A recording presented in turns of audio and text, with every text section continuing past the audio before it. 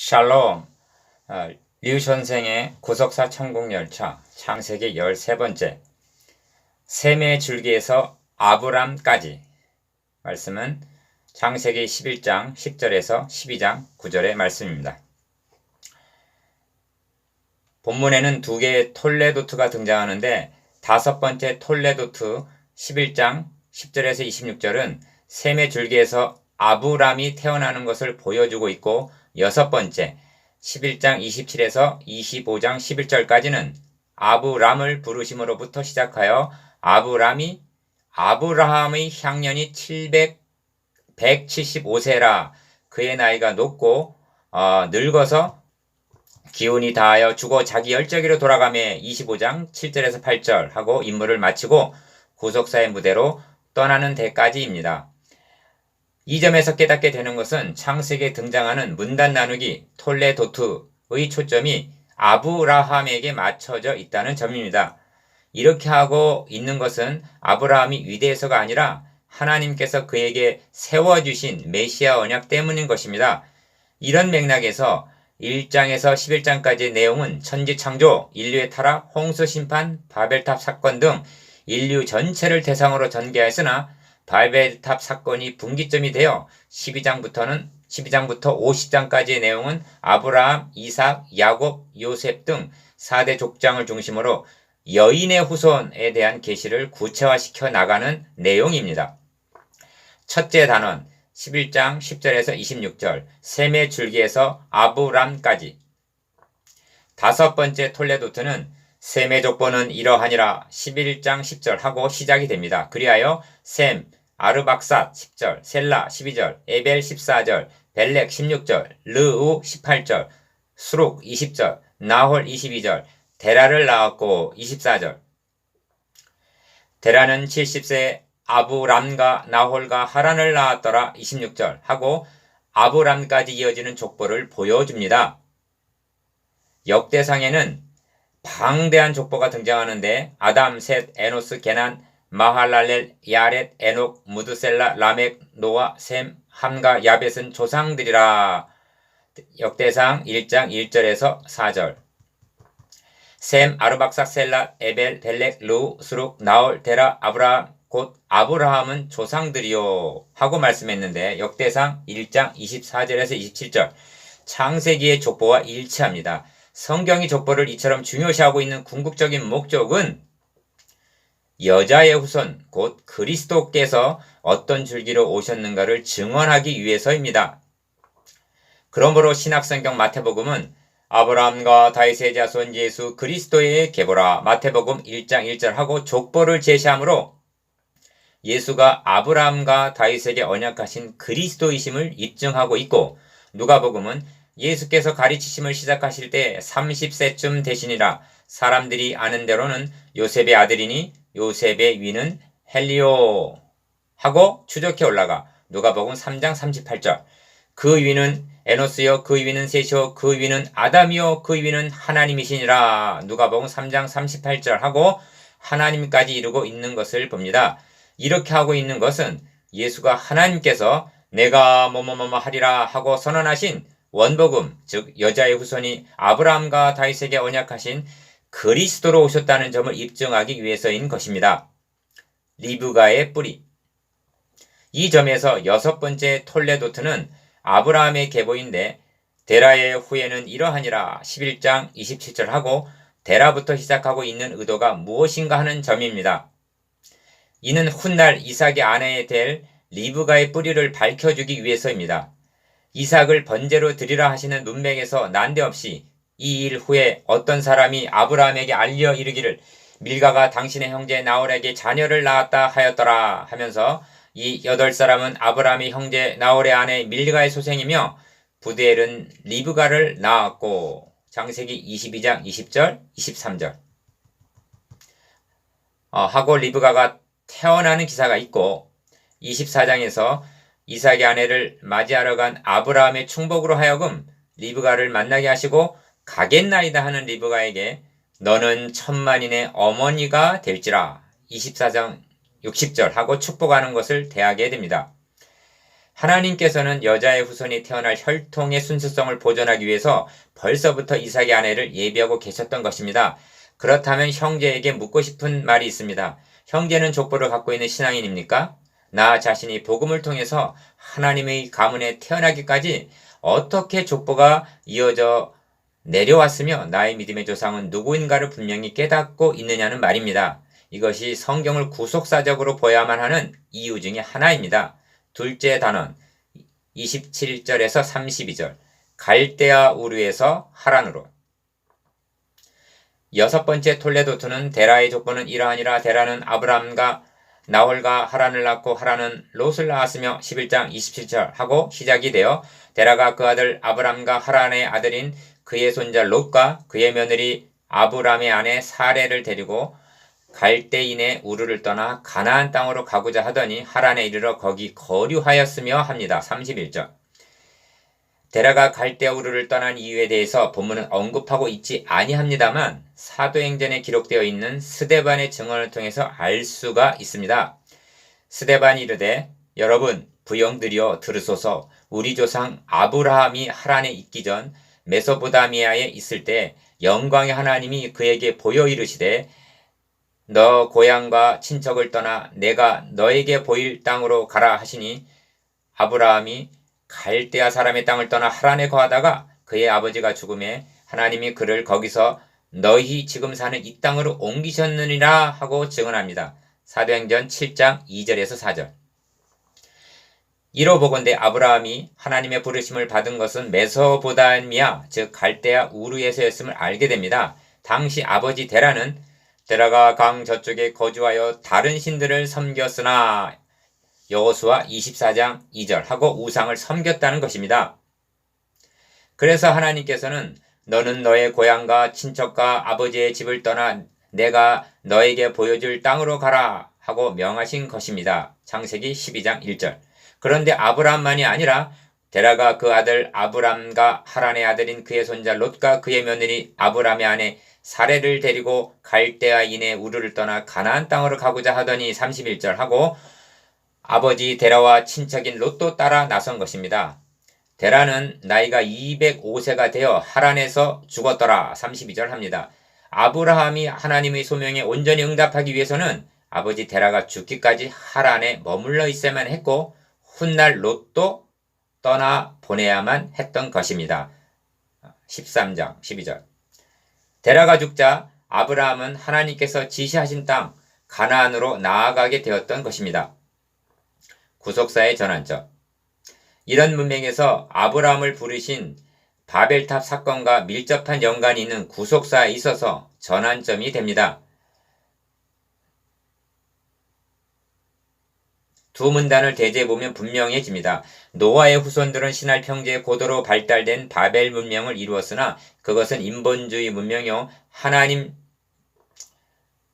대신 우상을 섬겼습니다. 하나님께서는 아브라함에게 그들을 떠나라 하고 명하십니다. 창세기 12장 1절. 저들은 바벨탑을 쌓으면서 우리 이름을 내고 지면에 흩어짐을 면하자 11장 4절 하고 말하나 하나님께서는 그들을 온 지면에 흩으시고 11장 8절 아브라함에게 내가 너로 큰 민족을 이루게 하겠다 하고 약속하십니다. 12장 2절. 그들은 말하기를 대꼭대기를 하늘에 닿게 하여 우리 이름을 내자 했습니다. 11장 4절. 그러나 하나님께서는 그들의 계획을 분쇄해 버리시고 아브라함에게 내가 너의 이름을 창대케 하리니 하십니다. 12장 2절. 인간은 자기 왕국을 세우려고 모의하고 단합하지만 하나님께서는 하나님의 나라 건설 계획을 추진해 나가고 계시는 것입니다.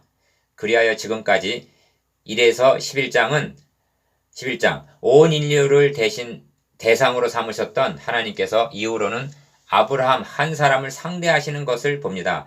아브라함 한 사람이 한 가문이 되고 한 민족으로 발전하는 것입니다. 이것은 무엇을 말해주고 있느냐 하면 하나님의 구원 계획이 한 민족 즉 선민으로 좁혀지고 있는 것을 의미합니다. 구원이 유대인에게서 나게 요한복음 4장 22절 된다는 말씀입니다. 이제후로는 아브라함의 하나님, 이삭의 하나님, 야곱의 하나님으로 불려지게 될 것입니다. 이 점에서 어떤 사건 이후에 아브라함을 부르시는 문맥인가를 유의해 보시기를 바랍니다. 바벨탑 쌓는 것을 중단케 하시고 여호와께서 거기서 그들을 온 지면에 흩으셨더라. 11장 9절 하신 것입니다. 이 말씀을 홍수 심판 때 하신 내가 지면에 쓸어버리되 내가 그들을 땅과 함께 멸하리라 6장 7절 13절 하신 말씀과 대조해 보시기 바랍니다. 그 차이를 아시겠습니까? 멸하셨다 하는 것은 그것으로 종결이 되는 것이지만 흩으셨다 하는 것은 언젠가 모으실 것이 암시되어 있는 것입니다. 멸하심과 흩으심. 이 점을 사도 바울은 알지 못하던 시대에는 하나님이 간과하셨거니와 즉 자기의 길을 가도록 놓아두셨으나 사도행전 17장 30절 이제는 어디든지 사람에게 다 명하사 회개하려 하셨다 하고 말씀합니다. 하나님의 구원 계획이 무엇인가? 아브라함의 자손으로 그리스도를 보내셔서 흩으셨던 그들을 모으시려는 즉 땅의 모든 족속이 너를 인하여 복을 얻을 것이니라 를 이루시려는 것입니다. 창세기 12장 3절 우리는 그 모으심이 오순절 성령 강림 이후에 일어나는 것을 봅니다. 주님께서 십자가상에서 다 이루었다 선언하신 후에 성령이 강림하셔 모으시는데 우리가 우리 각 사람이 난 곧 방언으로 듣게 되는 것이 어찌 됨이냐?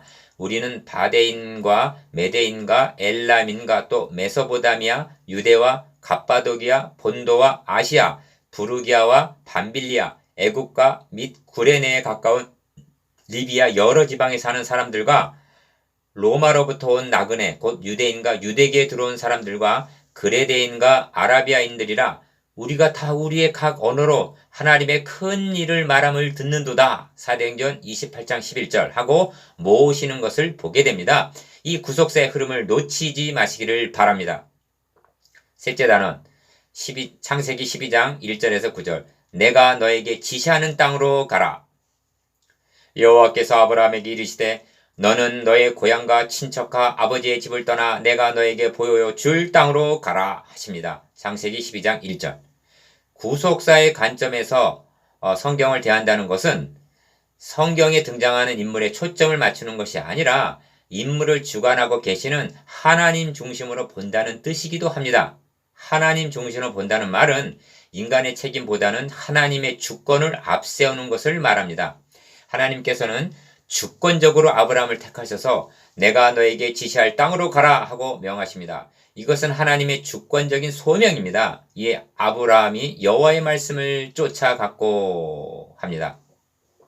4절 이것이 믿음입니다.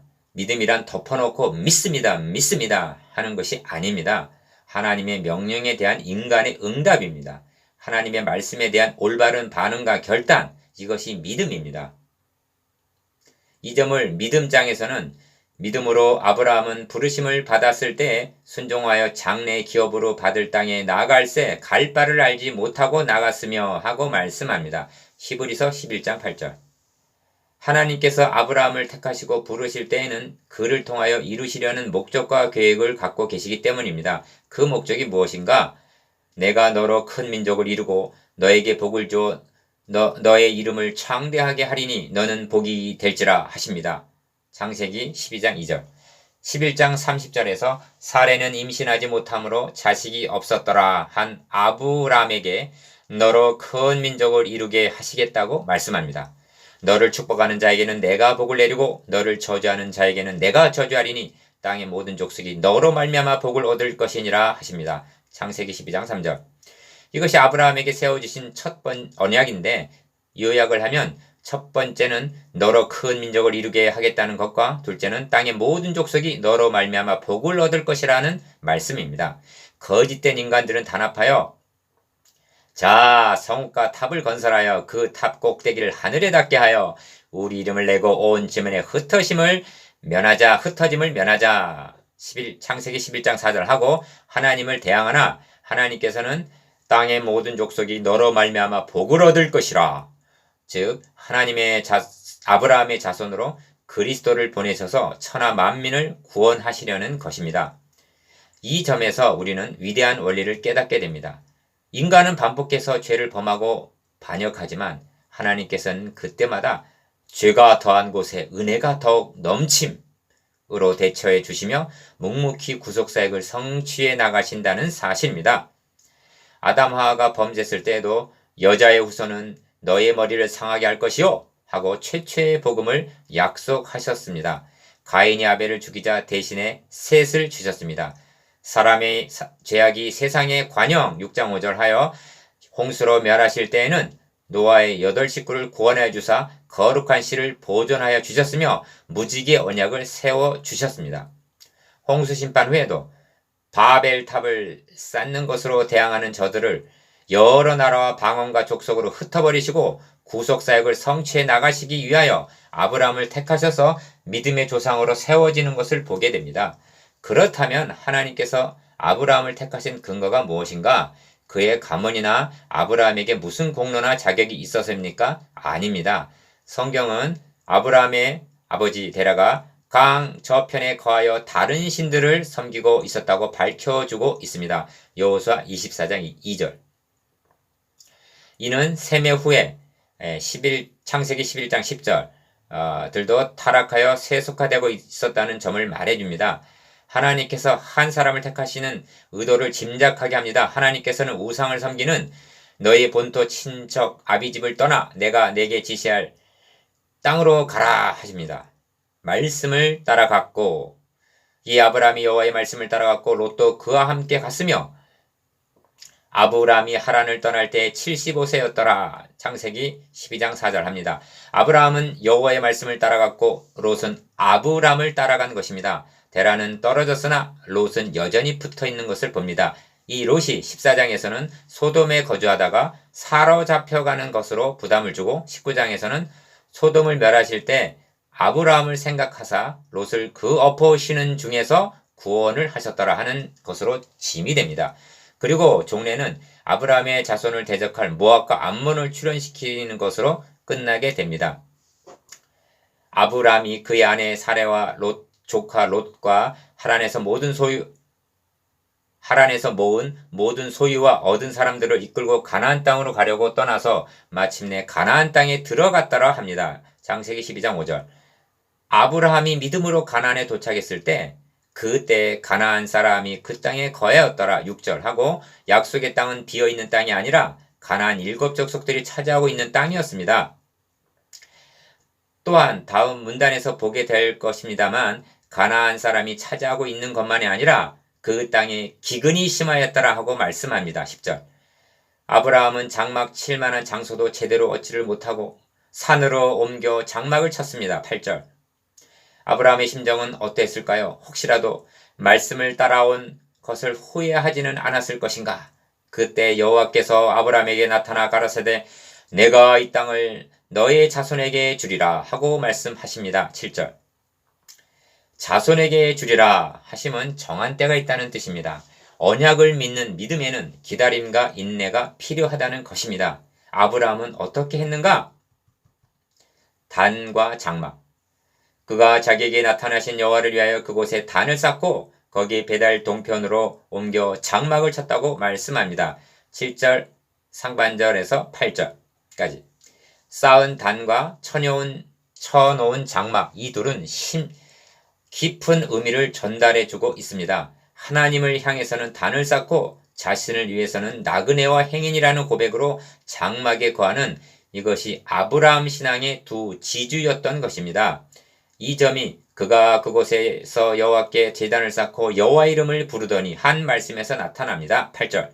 13장 8절에서도 이에 아브라함이 장막을 옮겨 헤브론에 있는 마므레 상술의 숲에 이르러 거주하며 거기서 여호와를 위하여 제단을 쌓았더라 하고 간데마다 제단을 쌓고 여호와 이름을 부르는 것을 보게 됩니다.